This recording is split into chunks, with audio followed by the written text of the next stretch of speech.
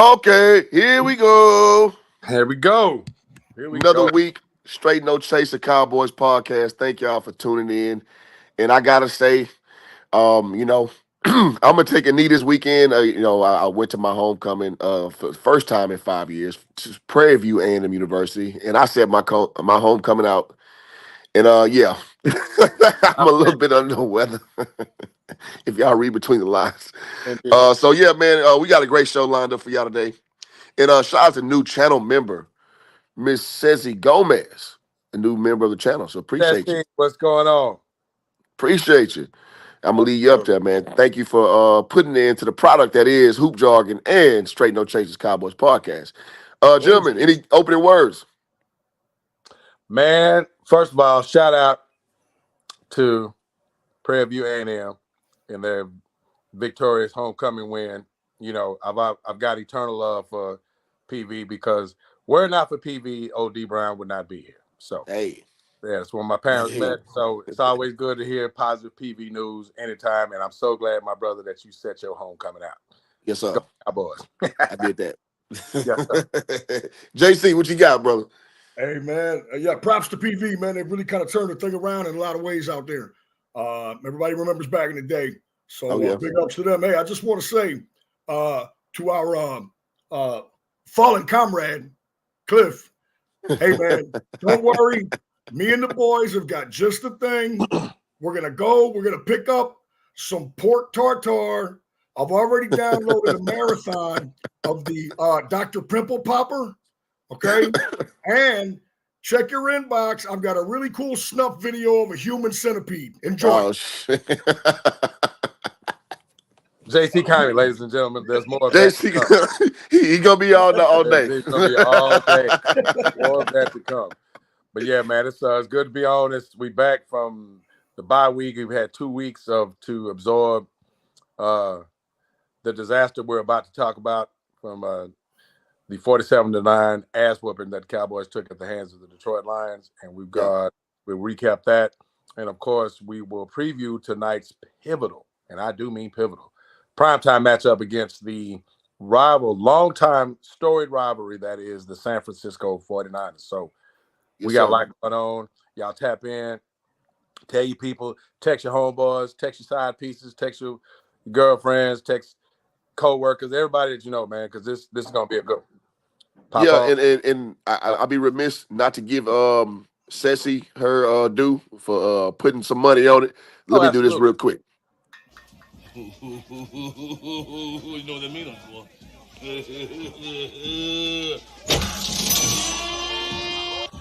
Yeah. Money. Yeah. Money. Yeah. Money, yeah. All right. Yeah. You know, most of the time, man, when you don't understand something, you make fun of it. But I tell you, man, I gotta be honest here, man. The brothers do cool ass shit that white people don't understand, and we still know it's cool. Y'all got it like that, man. Right? Like, it's cool. Like this, man. This is JC Kami. I'm telling you, yeah, all day. This is awesome. Hey, shit. Well, I can't argue with you. All right. Yeah, no, don't argue with that. I'm with you when you're right. So with that being said, gentlemen, let's do it. And I'll be in the back, run the show. Y'all in the comment section, get active. I definitely will highlight your comments, and let's get it, man. Let's get it indeed, man. So, my man JC and I will. JC, I think we'll just start off with. Let's build this thing up, man. It started with the debacle, the third home debacle of our Dallas Cowboys, as 2 weeks ago came into a much ballyhooed matchup against a very hot and a very strong Detroit Lions team. They came in here with some venom and some vitriol, as those of you remember last year's contest, a very controversial ending with very controversial call that ended that game, very close, hotly contested game, ended up in a Dallas win. It looked like the stage would be set for the rematch in the playoffs, and yet our Dallas Cowboys screwed that up by getting bus rolled by the Green Bay Packers at home. because there's a theme here at home in the bus rolling. Stay with me. And so now this anticipated matchup with Detroit comes to this season, and Detroit came in with a big chip on their shoulders to avenge what they thought was a wrong in last year's late season contest, and they commenced to literally kick the ever loving shit out of Dallas for 4 quarters to the point of purposely wanting and actually executing embarrassment for yet another Dallas loss, resulting in a 47-9 win that has the entire Dallas, well, not the entire, because I'm not on that ledge, and we'll talk about that here in a second. Had a lot of the Dallas fan base literally ready to jump off the ledge, as well as the NFL watching world. Really, like, everybody's got their shovels out. The hole is dug, shovels are out, and to ready to put the dirt on the box, because it really was, in my estimation, it was the worst effort, which is the most concerned thing, JC, and I want you to go off on this. It was the worst effort I've seen from this team in this iteration. I would say in the Dak Prescott-led era, even with a few of those lately. Jason Worst efforts ever seen. Yeah, but even in the Baltimore loss and even in the New Orleans loss, both of which were really bad optics, but there was some competitiveness there. There was some fight, right? They didn't lay down. They didn't give up. When the adversity hit, they still tried to fight back and do something productive in both of those losses, both bad. But this one was different. And the adversity came very early with a Dak Prescott interception in the end zone. And you're like, okay, damn. But we saw that same type of adversity hit in the Pittsburgh road game, which resulted in a very gutty win because of one Dak Prescott. So say, all right, so we got to dig deep because we know Detroit's a tough team. They're a talented team. They're going to have to fight. And they showed none of that. Absolutely none of that. As a matter of fact, they turned tail. They turned tail right then. And they waved the white flag very early in that game. And then it was as bad an effort and ass whooping as Dallas has taken, especially at home. Well, I think it was the worst home loss ever, right? Everything about this, the way it looked, other than the result, was bad. So that leads into the concern that we're going to talk about later today with the 49ers. But, Joey, man, what did you see, or just recap to everybody that's listening, what did you see that was as concerning to me about how bad this thing looked, and like in terms of specifics, from just nothing on defense to inept offensive line play to the quarterback, not being on the same page with his frontline receiver. Talk about that a little bit. It was like early in the third quarter, I got a call from Seamus, and he was like, "Boy, if it were up to me, I'd kill a whole lot of them." Yeah. They all need to go, boyo. Right. Right. And it was just the ease in which they did it. And you see, football teams get beat. Okay, yes, we know that. Okay. Sometimes football teams get blown out. Okay. But what was particularly disturbing is just it was a clown fest. Oh, look at us. We're going to put a 6'10" offensive tackle at wide receiver. We're out here partying. You guys are nothing. It's all laughs and jokes. Yeah. Right? And again, it was just whatever they wanted. Never trailing. Oh, well, they did after the opening drive. But whatever they wanted. Never behind the sticks. Precise. What's up, man? All right. Always in front of the sticks. Never faced, like, not only did they not really face any adversity in the game, they didn't face any adversity situational wise on offense. Right. Just none. Again, 2nd and 3, 2nd and 2, on and on and on and on, and you can see it unfold as it happens. Okay. We talk about it time and time again.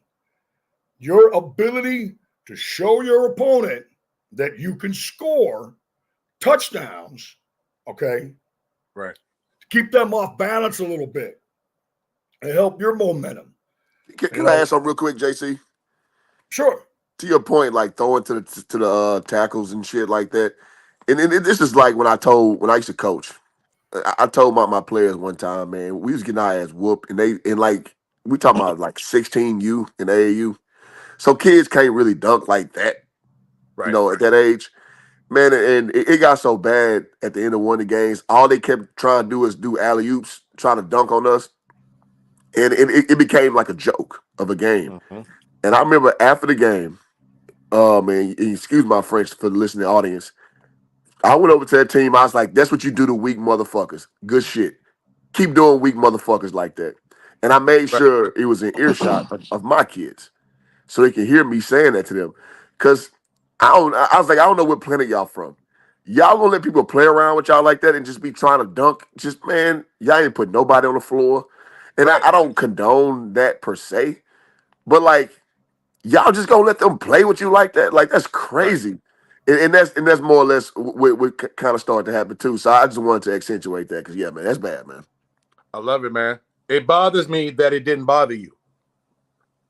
Yeah, you see Micah and the boys in Civi's street clothes, Mm-hmm. feet up, cracking jokes and laughing. And again, it's almost ridiculous to criticize someone that did not play in the game. Okay, but I know this: they always will cut to a player who is injured on the sideline watching the game. Yeah, Okay, of course. Yeah. just here he is, he's out and all this type of stuff, and they will do so when things are going poorly on purpose. Okay, the great ones, you could pick any time during the game to cut to them, and they have a pissed off look on their face Right. the whole time, right? Just exasperated. Can't believe that when you pick a time, you're not going to catch them smiling and laughing ever. There'll never be any smiling and laughing. Right. So dialed in and so pissed off at what's going on, that's how you know that they care. Now, again, I'm not saying that Micah doesn't care, and it's impossible to scapegoat somebody that did not play in a game. Right. Okay. These are just things that add insult to injury, along with all of the, technology plays and all this stuff. And, like they're just out there funning about. And then, Right. you throw this stuff onto it and it just makes it worse. It's to the point now where I literally look at this team with these accomplished players, these players that have accomplished things and have ability. Okay. And would it be, is Dak Prescott, is he capable of making big plays to help you win? Is CeeDee Lamb capable of helping you make big plays to win? Sure. Are they capable of dominating games? Sure. Do I have any faith whatsoever that they will? No. It's a foregone conclusion to me that they won't. And that's a bad thing. That's a bad thing, man, because these guys can't play. It's week to week, as we know, okay?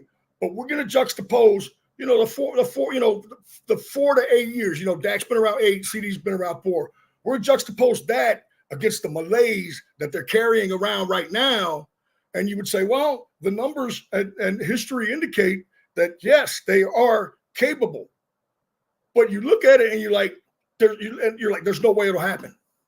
I have no faith whatsoever it'll happen, which is crazy. It's the nature of football and what have you done for me lately and all of that. I got a weird feeling about this one, which we'll save it for a little bit later. But yes, you are right. In terms of moving forward, the San Francisco-Dallas rivalry is probably the greatest in the history of the NFL. We talk about playoff games, right? That's where Captain Comeback was born, right? When I was just a little tiny JC and you were just a little bit bigger DB, Right. all right? You know what I'm saying? Absolutely. And he's bringing him back. And then that kind of set that thing in motion. And they got a hold of him a couple times in playoff games and a championship game, and they beat him. Right. And the interesting thing with that is it seems, and you're a historian like I am, and I want to throw it to you on this. Okay. Seems like there's a pattern of threes with this thing. Yep. Okay. You like the Cowboys. Okay, so the Cowboys get 3 in a row. or whatever, like playoffs, a couple playoff games, Mhm. and then they play them in the 1980 season when Montana's a rookie. And, the 49ers are just terrible. They still got Steve DeBerg, and they beat them like 58-10. Steve DeBerg. They wax them. It's a waxing, right? Okay, so that was kind of 3. Frisco gets them in the regular season next year, returns the favor, get them in championship game the next year, return the favor. They catch them a few years later in the regular season on Monday night. I know I was getting ready to go to the club, and they waxed them. Waxed them. So now we fast forwarded, okay, to the little, what kind of probably makes it the greatest rivalry ever in terms of these two teams were clearly the best in football. Okay, you go to 92, Cowboys go out there and get them at the stick, win an NFC championship. Regular season 93, get that mix again. NFC championship. 3-inch headlines. Bust that bitch again, right? So then you get fast forward to 94, 49ers, regular season win. 49ers, NFC championship game win. Yep. They come to Dallas in 95, they're all beat up, and everybody's like, oh, yeah, Dallas is going to, the San Francisco media doesn't even travel with the team. It's going to be a bloodletting. They don't even do it, right? Which that's just hilarious to me. Screw that. I'm taking the free flight. I'm coming to Dallas. I'm checking out the talent, if you know what I mean. You know what I'm saying? But they just kind of like, we're not even coming. And Frisco just fucking mollywops them. Yep. They just gangster slap them. So then you go, and again, and I'll leave it at this. Then you have the Cowboys in 96, and they had all the drama with Irvin, you know what I'm saying? And Smith was kind of banged up a little bit that year. They're kind of struggling, right? They go out to Frisco, and they eke one out. Yep, I do. I'm the wrong guy to ask. I'm probably so wrong for feeling this way, but I feel a little bit of an unexpected shift tonight. And I think the boys have a chance. Okay. I think the boys have a chance. I'm expecting that 3 thing to keep it continue because, P.S., by the way, 2 playoff games. Then last year in Frisco, we're due. I like the tie-in. I love the tie-in. But before because I want to extend, I want to actually move into the San Francisco matchup, but I want to end step back just a bit on what you said about the Detroit game, and shout out to my man Sir Tice who popped on. Man, your boys absolutely destroyed the Cowboys. They came, Big Dan had them ready to go. They definitely had it. They had it on their souls, and it played out as such. And I will say this: that team looks, which I pretty well expected coming into this season. That team looks like it's ready to be in that conversation, for the NFC, no doubt. And I like last year, I think they'll be right there at the end of it, figuring in that conversation. So you mentioned some things, JC, before we shift to San Francisco about Sucks about Hutchinson, though, doesn't it? Yeah, man. Yeah, sucks. Man, that really Two sucks. hands together. He was pivotal in that thing. I'm a huge fan of his. Got a chance to actually meet the young man at the Super Bowl week in Phoenix. The guy, you see the guy walking around the media room physically imposed. I mean, he's a baby face with a comic hero's build, right? I mean, but he's just a super, super cool kid. Hell of a player. Yeah, yes sir, no sir, and then he's an absolute stud. And what happened to him at the end of that one? Not only are you thinking about him in terms of just recovery, and sucks that for him and Detroit that because you don't lose a talent that's that critical to your team, and you said, well, we'll keep it going, and you don't miss him. They're going to miss the hell out of Aiden Hutchinson, but you're kind of worried just because of the severity of the injury that you're hopeful that this isn't like Joe Theismann-esque, that where you have because there was a really, really brutal leg break And you're hopeful that with this modern technology and surgeons, being on what they are now and rehab being what it is, that he can get back into being, what he had become, which again is an absolute stud. So shout out to Detroit fans. Shout out to Aiden Hutchinson, speedy and full recovery, man. You see you back out there doing your thing. But with to land it on, the mess that was that game from the Dallas perspective. Joe, you brought up some points with regard to, the A-listers on this team and CD and Dak and the like. Micah is on the mend, and expectation. And I think you bring up an interesting point from, especially from those guys, not expecting them to be able to make plays to, I dare say, given with where we are now, salvage this season, because now we're kind of in that mode. And this is game 7 for the Cowboys, and it's really come to that. I think you're going to see some indicators tonight as to what this thing may or may not be over the next 4 or 5 weeks that will determine the shape and ultimate, result of this season. And that starts tonight. And those two players that you mentioned specifically are going to set that tone. Again, we talk about the injuries. We literally just got done talking about Aiden Hutchinson. Nobody cares, right? Everybody's dealing with injuries. Dallas is actually going to get Micah Parsons back. Detroit's not. So Detroit's really not hearing a damn thing about, the injury malaise that's going on here in Dallas. Dallas has a bunch of key people out.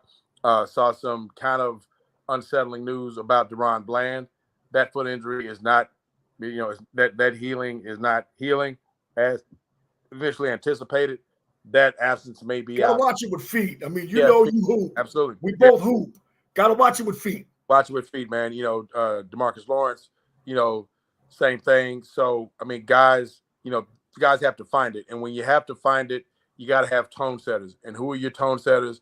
Are your big money people. And for this squad, offensively, it's the two guys you named. Zeke is a name. Zeke has history here, but Zeke is not a principal anymore to set a tone for anything. It has to start with QB1 and wide receiver 1, and it has to start also with the offensive coordinator he's got to get into his bag as well. He was as disappointing as the play caller as what we saw on the field. They're going to have, we talked about this when the season started, and it's going to play itself out tonight. We're going to get into this heavily here in just a minute. Mike McCarthy is the play caller here. Mike McCarthy is basically viewed as a lame duck coach. He does not have a contract for next year. This is last year of his deal. It's all on him, head coach and play caller. He's not done himself any favors through 6 weeks of this thing, right? Particularly in the last 2 or 3, with 2 things specifically in finding out somehow, some way, because this is why he gets his big check, on finding some level of production in the run game, right? Now, the complementary football thing comes into play because the defense has not really been good. It's been terrible at home. They're falling behind early, so you can't really implement a run game. All those things kind of feed into each other. But nonetheless, Mike McCarthy, as the play caller, has to be more creative and use, he's got to create some type of substance, something to help complement his, big money quarterback, because right now they're a one-trick pony. He's got to get back to getting Ferguson in the mix. He's got to get back to. You don't have anything comfortable that you go to. Yeah, you don't have anything really that you feel comfortable about going to. So you got to be a fucking wizard. You got to be a wizard play calling. Yeah, and some of that is, the guys up front just literally have to play better. I mean, there's no real. Oh yeah. There's no real coach speak. There's no real, commentary to that. There's no real deep. It's not a revelation. Just play better. It's really not. It's like be better. Zach Martin doing this deal. Third quarter's like this. This is a guy who's the first ballot Hall of Famer, who's still one of the top, 7, 8, 9 linemen in the game. Getting beat just repeatedly on the not any fancy. Like Zach Martin's been in the game and been so dominant for so long. There's nothing he hasn't seen. Schemes, twists, stunts, what have you. This is a guy who, again, he is a first ballot Hall of Famer. and he played like shit. So some of this goes on, a lot of this goes on, man, just be better. But they've got to get help from their coaches. This thing, as you hear me talking about this, is really a glorified mess. There's no rhyme or reason, and it's so discombobulated and so disconcerted that it just looks like nobody knows what the hell they're doing. Yeah, it And really does. It yeah, really does. the only way to fight through this, because guess what? Those games are on the schedule. You're going to have to play them. So you're gonna have to figure it out.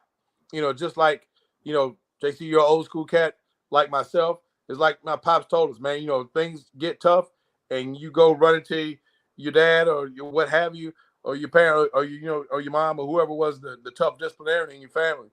And you're looking for them to give you the magic wand to help you with that solution of the tough situation you couldn't figure it out. And the only advice you got was figure it out. Figure it out. You have the ability. There's some things that you're not doing. So get internal here and here and figure it the hell out. And that's kind of where the Dallas Cowboys are right now, from the coaching staff. That includes Mike McCarthy and Mike Zimmer. Your two big check guys. That includes the position guys. That includes the guys on the field. They've got to, because this team effort is not congruent with their talent. And that's the most disappointing takeaway from that Detroit mess was, yeah, Detroit's a tough team. And you knew you're going to have to play tough, smart football to beat that team. They didn't do that, and they got thoroughly embarrassed by a really good team. They didn't match their effort. But the most disappointing thing about that is this isn't the team that Bill Parcells inherited that had Darren Hambrick in the backfield, right? This wasn't a team bereft of talent. There's too much talent, that's available that for that team to look like that. So again, that goes from the top down, from the coaching staff. That goes from the top down, from the guys with the helmets. Okay, so yeah, I'm talking about Mike McCarthy. Yeah, I'm talking about Dak Prescott. Yeah, I'm talking about CeeDee Lamb. Yeah, I'm talking about Zach Martin. I'm talking about those guys. They've got. And I be remiss.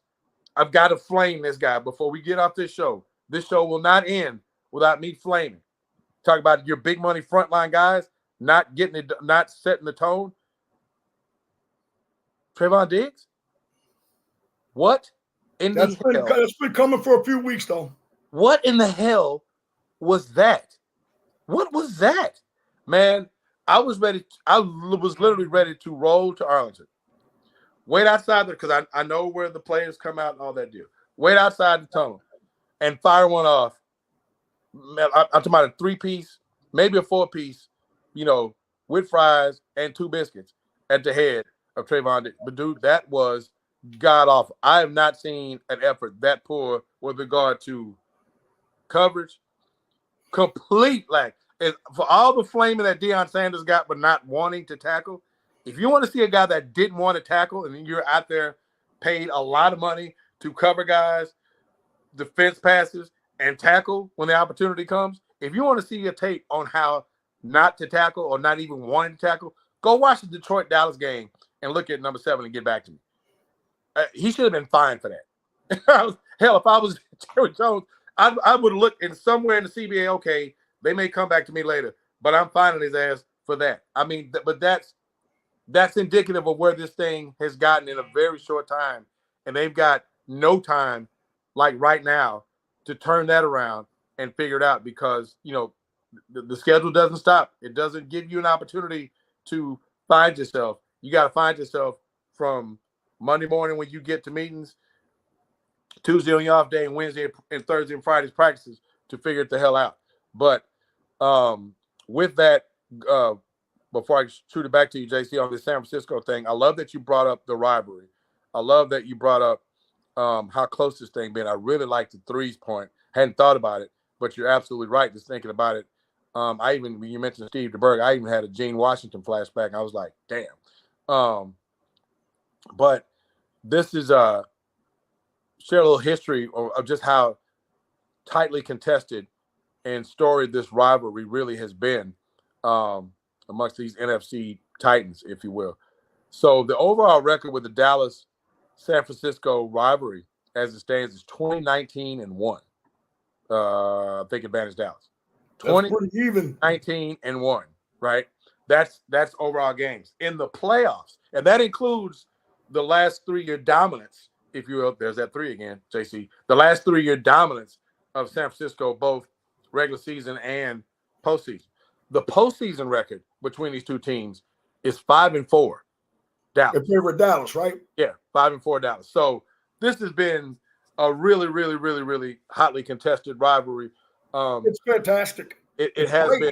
It's like the best sports documentary I ever saw was a courtship of rivals with Magic and Bird. Yeah. And listen, man, I was a 76ers fan. And then Dallas got a team. I became a Mavericks fan. Those two teams worked my teams repeatedly. Right. But I love that documentary. And when you look at, to me, one that comes very, very close to it is A Tale of Two Cities. Okay, with Dallas and San Francisco, it's unbelievable. DeBartolo gets the job. I mean, buys the team and says, I'm going to shadow the Cowboys and what they do. I'm going to see how they get down, right? And they kind of welcome him in, and this is kind of how you do it, that kind of thing. Yep. Jimmy Johnson and Gerald, of course, Gerald was a big Al Davis fan, but they take over, and the next thing you know, Jimmy's like, he's kind of snuggling up to Bill Walsh, and hey, what do you think about this guy? What do you think about this guy? What do you think about this kid? And they're doing deals with them and stuff, and they're looking at how they do it, and then the fucking script flips. It's like what was it? It's like Jobs and your boy Gates, right? We all know, all right, that Gates wasn't the fucking visionary, okay, but Jobs led him into the hen house. Right. And so now all of a sudden Windows comes out. It's got a very Macintosh feel to it, right? You know what I'm saying? Yeah. And who's got the fucking market share? Gates, right? You know what I mean? And so it switches like that. Yep. It switches like that. And it's that's what makes great rivalries. And so you could even go back to that section in the Bird Magic thing, right? And they say, well, the Celtics and the Lakers, storied rivalry. Well, if it's a rivalry, it's a one-sided rivalry because the Lakers have never beaten the Celtics in the finals, right? But then Magic gets there and all that changes. Right?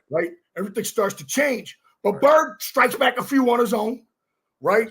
And, and they are, man. I mean, like, they're doppelgangers. You got the gold and silver, which are kind of considered opposite colors. You got the red and the blue, kind of opposite colors.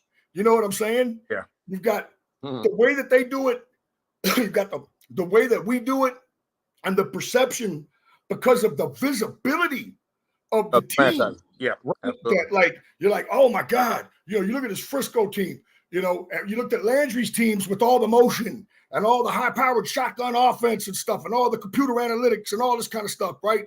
And turning basketball players into football players. And you look at San Francisco, right? And they got a West Coast offense, man. They're doing all this stuff. They brought Skeets Nehemiah out, tried to make him a football player, right? You look at kind of how the way they do things, and you pull back from it, and it was always this kind of, you look at them, they're glamour teams. You think of Frisco, you think of Dallas, you think of glamour teams. However, this Frisco team is about that. This Frisco team is a physical, gnarly bunch on defense. Okay? Very, very physical. In the midst of all this crap that's going on with them, and they're sub 500, okay, but the scary part is they've outscored their opponents. Yeah. That's what's kind of scary, right? In the midst of all this, man, Bosa is still going Popeye on people and wrecking shop. You know what I'm saying? Those guys, Warner, those guys, they're still out there. You know what I'm saying? I think Fulmanga is a bit nicked up, but they're still out there giving it hell. And they got worked by KC. Man, look, KC's just in a better way than everybody right now. Indeed. Okay? And they got worked by him. But again, this has been the contributing factor, in my estimation, to the inconsistency and performance in the NFL. Look no further, of course, than our Dallas Cowboys. It's the injury thing. But what do we always say on this show? No one cares. No one cares, man. No one cares, right? The good ones fade it and keep going. But they do have a tremendous impact. So, threes. Again, here we go with threes. That number keeps coming up. Frisco without their top 3 receivers. Mm-hmm. The Cowboys without 3 players who at one point in their career received defensive potty votes, defensive player of the year votes. 3. That's correct. 3 guys that receive.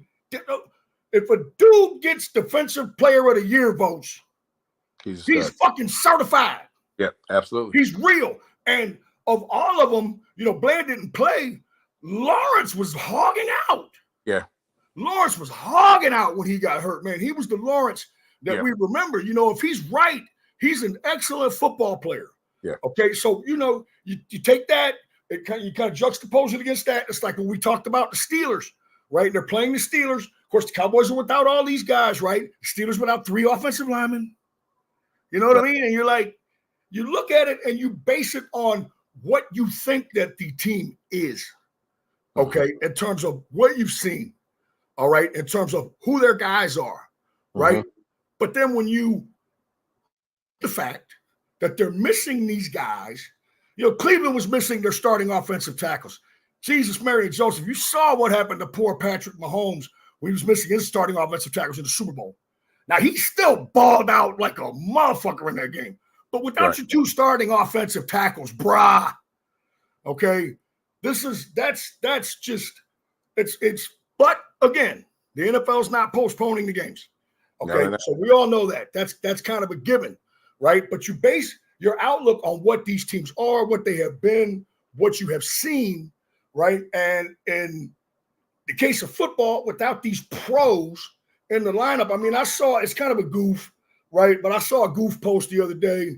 The 49ers' healthiest wide receiver was shot earlier in the year, right? Like the healthiest receiver they have is coming off of a gunshot wound, right? Which kind of it really brings it to light, And this guy's a rookie, so that's one hell of a handicap to have. We all know, okay, that unless you're Randy Moss, the only one that broke the mold.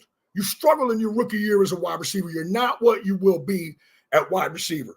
We know that running backs can come in and hog out. Right. Okay. Defensive players too. Right. But wide receiver, very dependent position. A lot of nuances. The corners and DBs are so much better in the NFL. Right. Oh my God. You look at Marvin Harrison Jr. He's had his ups and downs. Great football player. He's like a bigger version of his dad. Terrific football player. Right. But he's having his ups and downs. So apply this to San Francisco. Literally, their top guy is a rookie, right? Like Pearsall is going to have to carry the water, and whoever else they tried out there, Samuels might try to play, but I doubt it. Fucking pneumonia? Are you kidding me? Yeah. I'm not seeing it. Okay, I'm not seeing it. Ayuk is done. What a shame that is. Hate injuries, worst part of football, but they are part of football. So you look at Purdy, who really relies on a comfort zone. This comfort zone was provided to him by C-Mac, Debo, Ayuk, Williams, and Kittle. Okay, that defense, right? That's the comfort zone that was provided to him. Yeah, play within himself, play within himself. Okay, that comfort zone was provided for him. That comfort zone is no longer there. Purdy is a very good quarterback, okay? But again, like pretty much every QB, he needs help. Yeah. Okay, so now Purdy's accurate. He has a solid arm, not great, solid. It's an NFL arm, and he is accurate.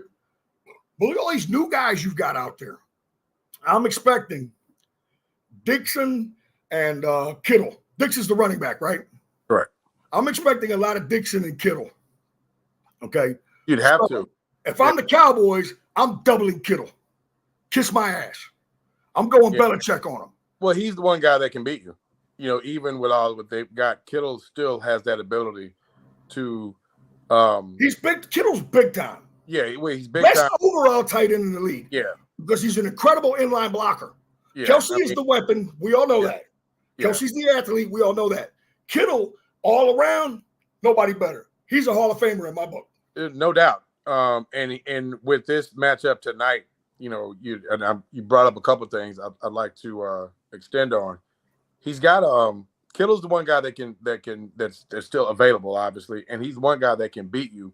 And what's going to be interesting tonight is when we talked about coaches, when we're talking about the Detroit game, is that they still have Kyle Shanahan, and if he's got something, Kyle Shanahan brings nothing to this game that he can scheme.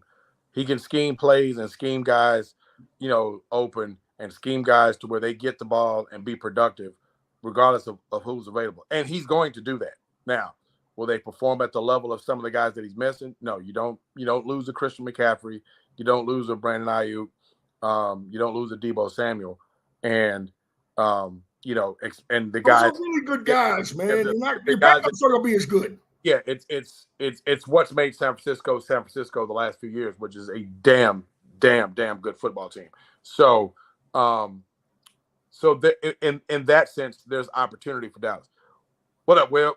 Always good to see my man Will from Between the Game Sports. Man, it's that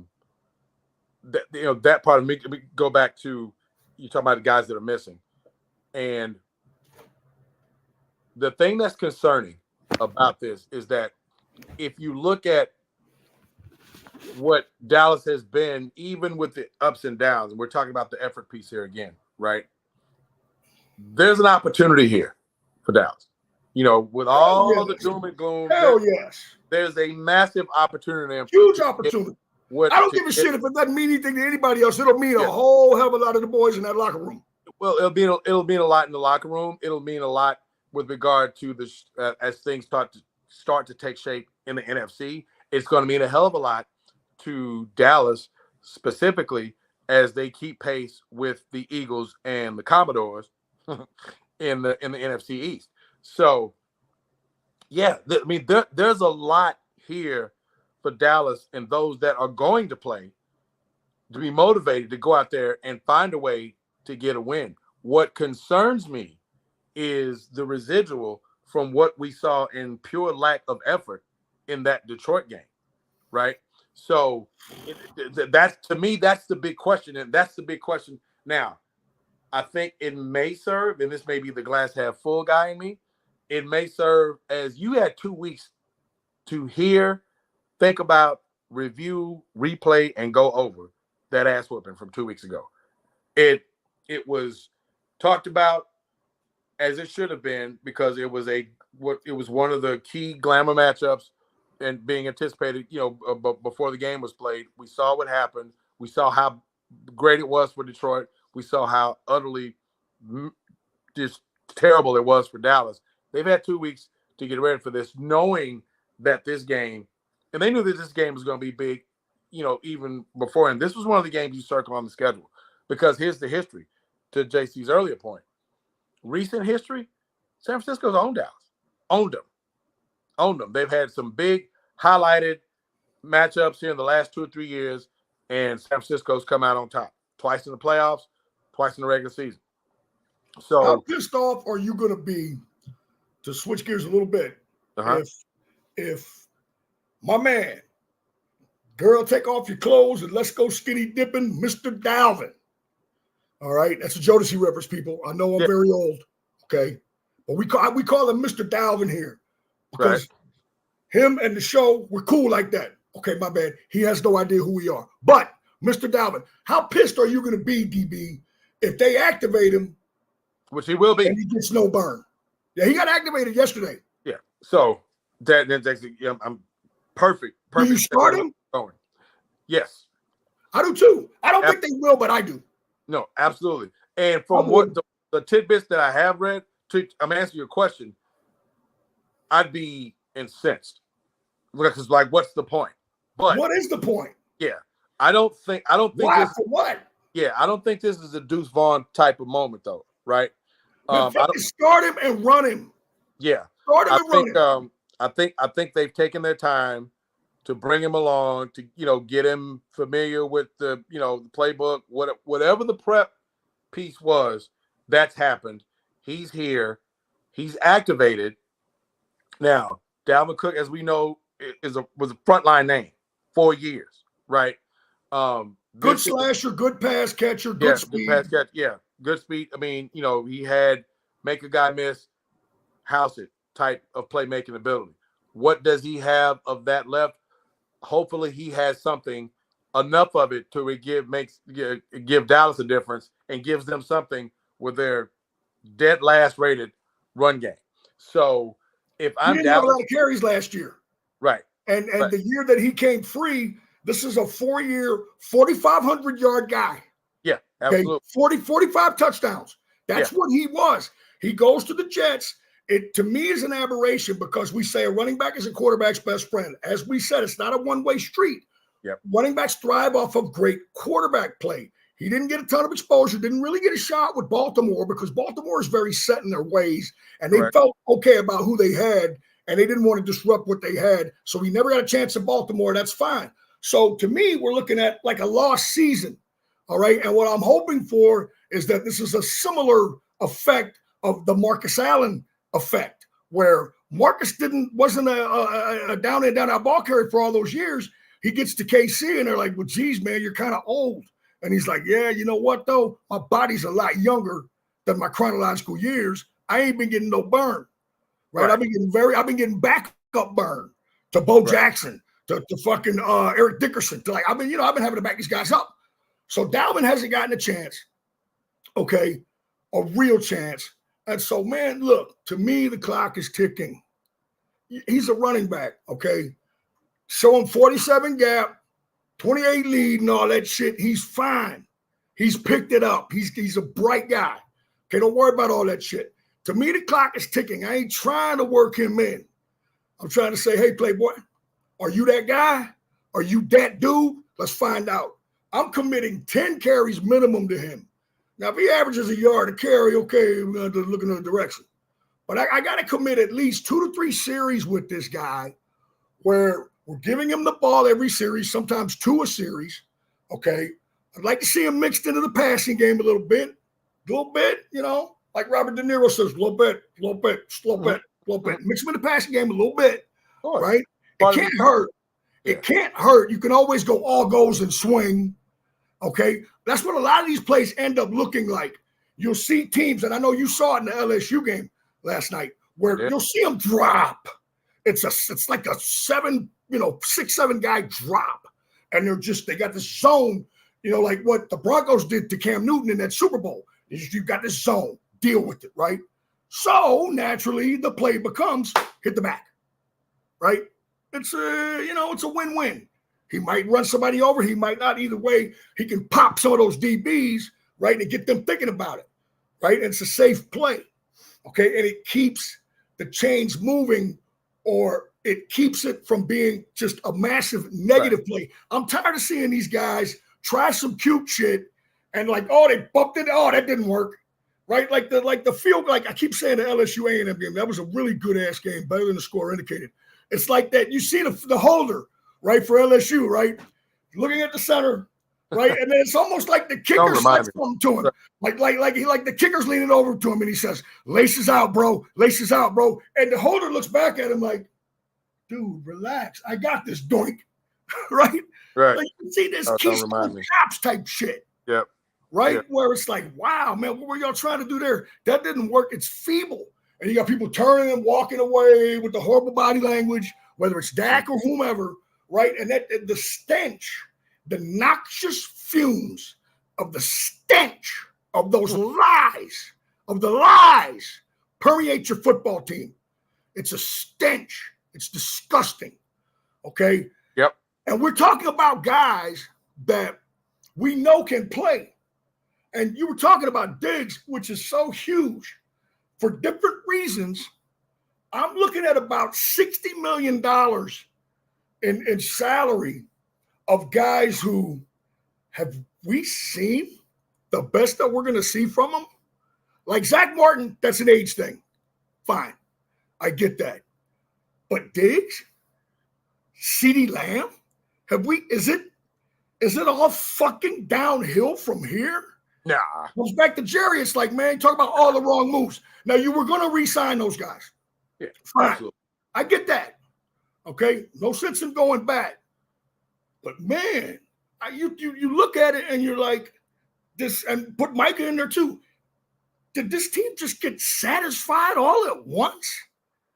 And they don't care. Like when Michael Irvin was talking about when he got to the Cowboys and they were losing, and Mike was crying his eyes out. Oh my God, 3-13, right? He's the only one taking it personal. And these veterans are coming up to him and say, hey, man, don't worry about it, Playboy. As long as you pick up your check on Tuesday. Right? And, is that where we're at with it? I mean, they still have a chance to come out of this. And we talked about it. You talked about it. Did you freeze? Oh.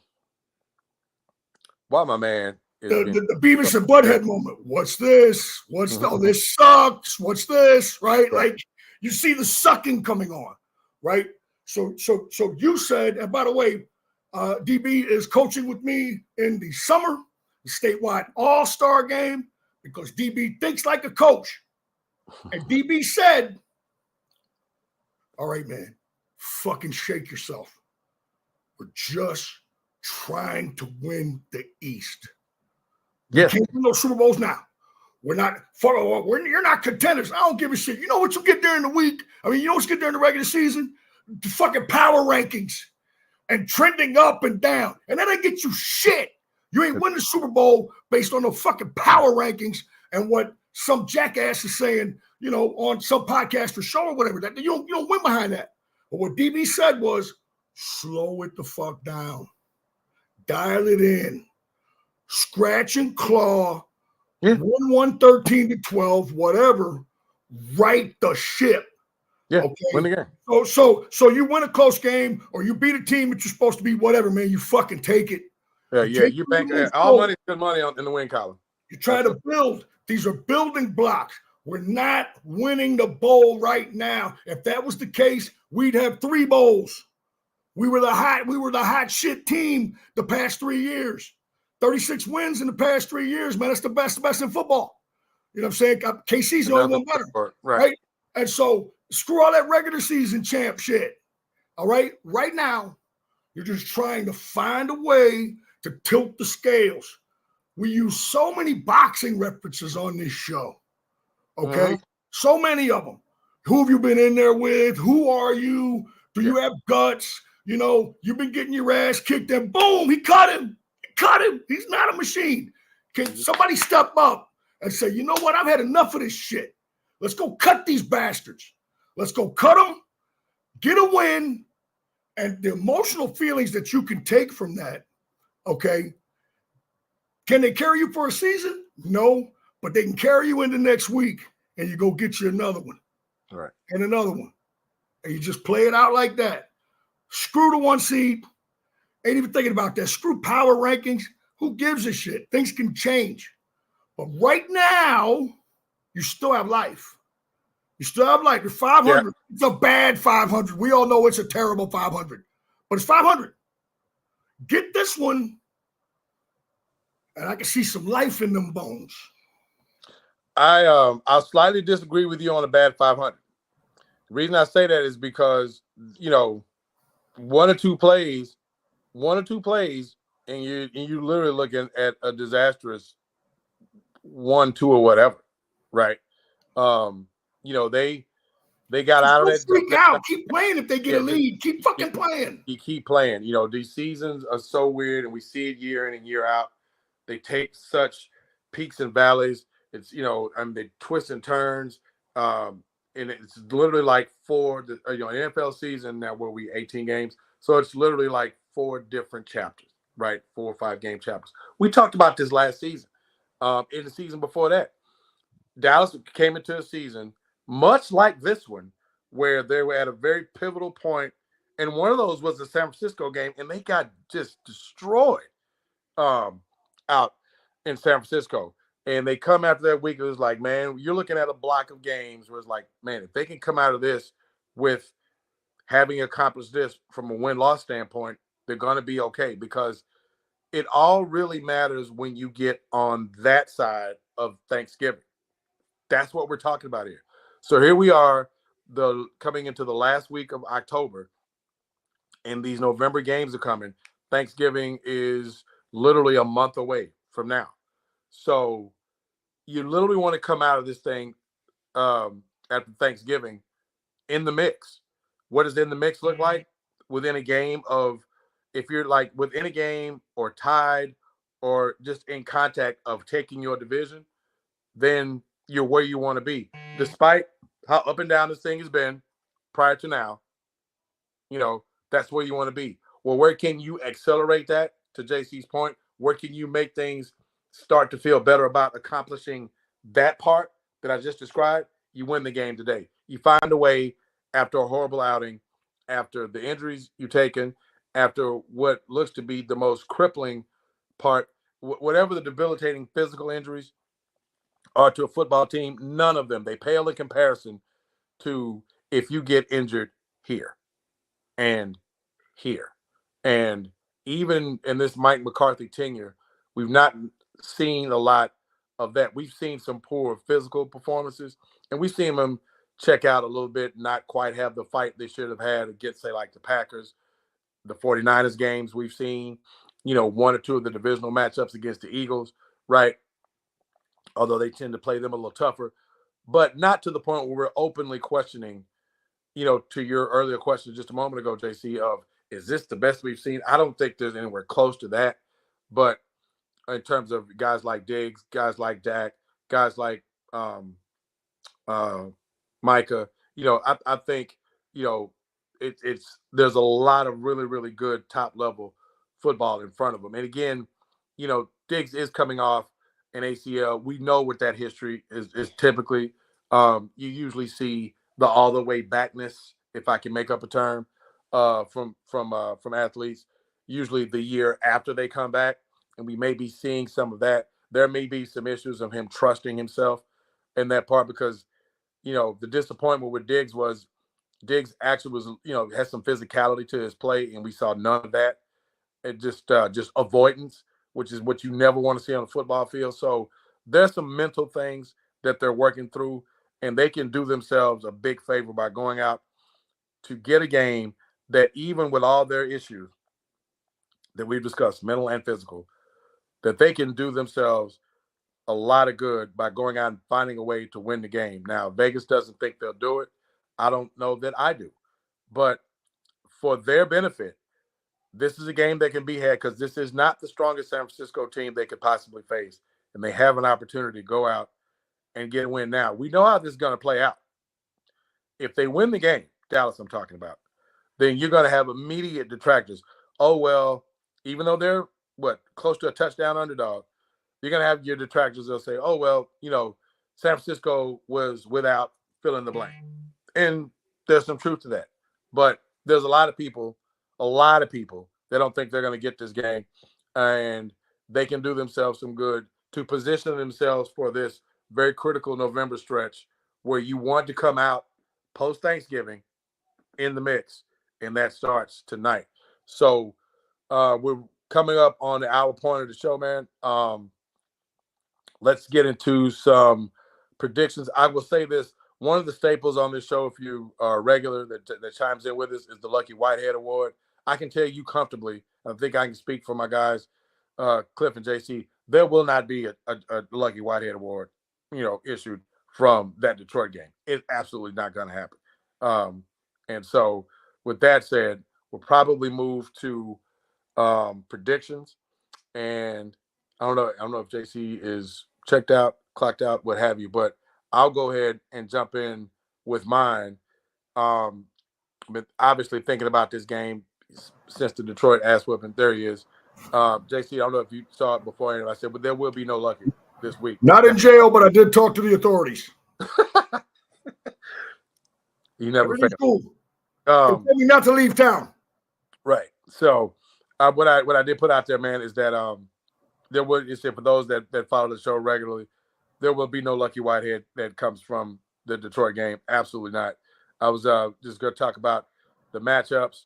We talked about the matchup. We'll get into predictions because we're at the hour point. So we're probably going to get to the point where we're going to land the plane on this week's show. And big shout out to everybody that's popped in, and joined us. Our new compadre, Miss Ceci Gomez. Appreciate you once again. What's this? Yeah. So now we're going to get into the predictions part of the show before we landed.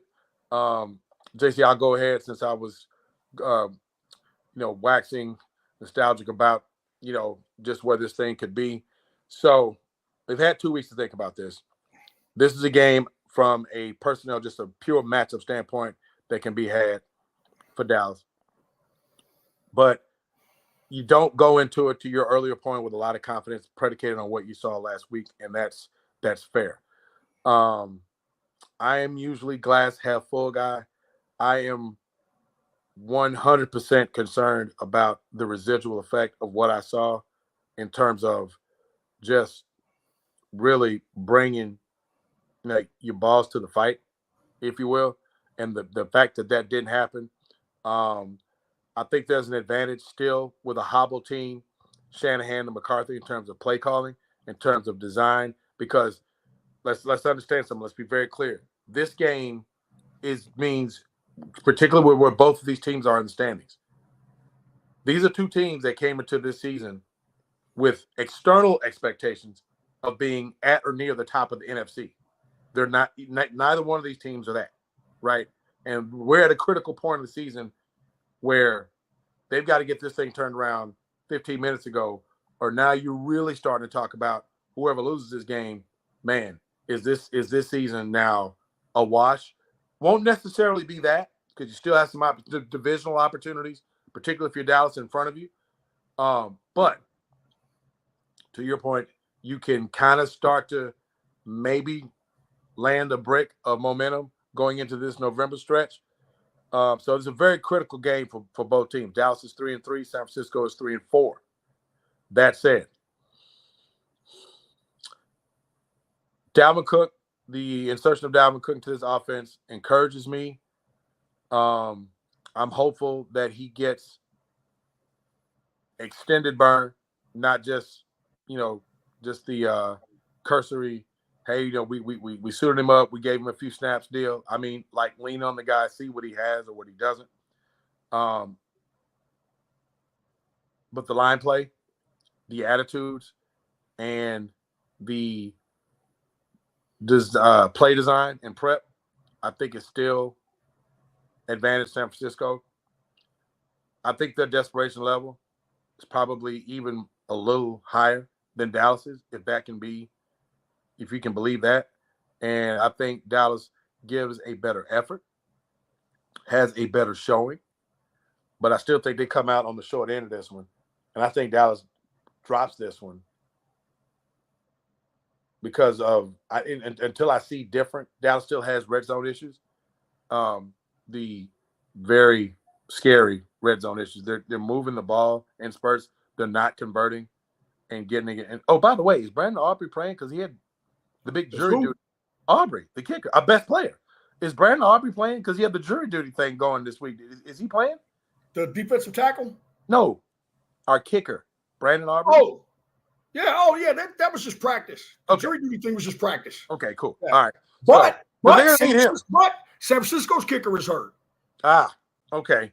Well, that might level things, because I think this is going to be a tight game because of the parity and in the impact that both teams have with very, very significant injuries.